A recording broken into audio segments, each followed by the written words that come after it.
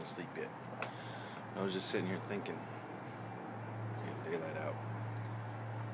I don't know if I ever made a video about Halloween.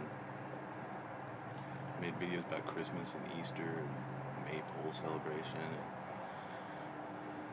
all kinds of other stuff, but there's always a story about the plants, about the earth. There's always a story about the heavens, and I was just thinking about when I was talking about Orion, that directly across from Orion is the Pleiades, Pleiadian constellation, and I think there's 16 stars. I can't remember how many stars there are, but anyways, it's usually like directly across from Orion. And there's this thing called and also right to the right of Orion, on Gemini's here, on the other side would be Taurus. There's an asteroid belt, or a meteor, or asteroid belt that we see meteor showers pretty annually, called it comes out of Taurus. I think it's called the toroidal belt. Toroidal belt, but it comes by, and it's usually visible.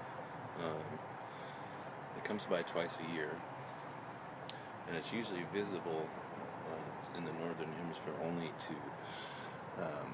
to people right around Halloween, or All Souls Day, or Dias de los Muertos, or for one, it's about the end of harvest, so we're reaping all of our goods. But there's also a shamanic ritual of mushrooms that were taking place around Halloween, and astral projection. But there was also All Souls Day, and it's because back then when we had like 100%, 98% more visibility to the stars because of smog and light pollution and all that crap. This right during the weeks of Halloween, this thing would start coming in out of the Pleiades.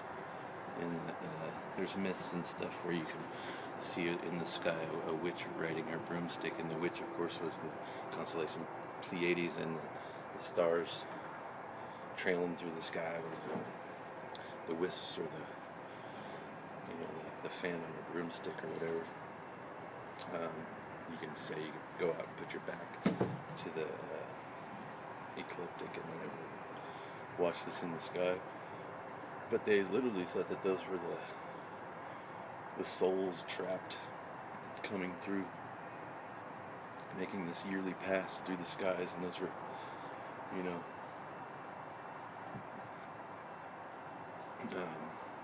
spirits in the sky. But that going even further back, that same toroidal belt, scholars have suggested that has had thousands and thousands and thousands of years of significant impact in our mythology because of catastrophic events that occurred based around that.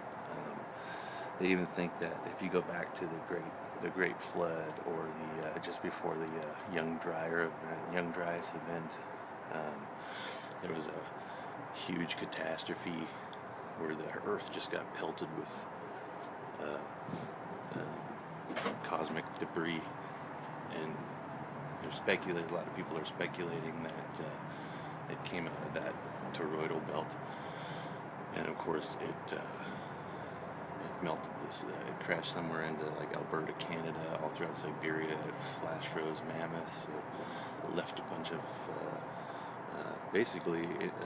most of the megafauna over 100 pounds went extinct 12,900 years ago, and then we went through this rapid melt and then freeze and then melt, and the whole Earth was changed. You go back about 10,000 years, and there was a genetic mutation to humanity. It was blue eyes, paler skin, and blonde hair and stuff, and it had to do with surviving through the Ice Age, 1,000 generations. I've talked about this in other videos, but back to the Halloween thing is that for thousands of generations, when this thing would come through, we would always recognize it. And I think somehow mythology got that because the world went through this catastrophe, all these people died, and they saw this great comet coming in. Supposedly, if you study the great flood myths that are not just in the Bible, but 200 or 300 different cultures around the world have carried that story forward.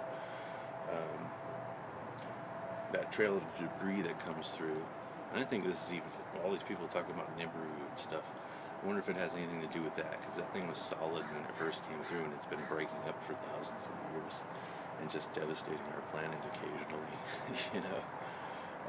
But that's one side of the astrological view.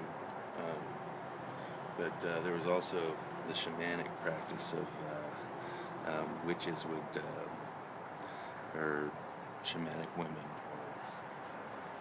or priestesses and stuff. They would get these cauldrons, and they would put mandrake root and amanitas and mushrooms and belladonna and cannabis, and they would get it all brewed up all together, and they'd paint their whole skin till they were green, like the witches that we've heard of, and they'd be absorbing these dimethyltryptamines and these cannabinoids and THC and all this stuff through their biggest organ of their body, their skin. And often they would take a wooden handle and soak that in the brew and insert it into their labia. There's always something kind of strange to the stuff when I talk about it.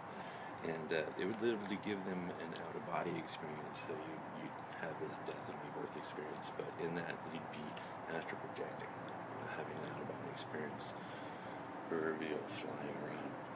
So that's just two things that ties in the stories of Halloween. Anyways, all right. Have a great day, people. Be blessed.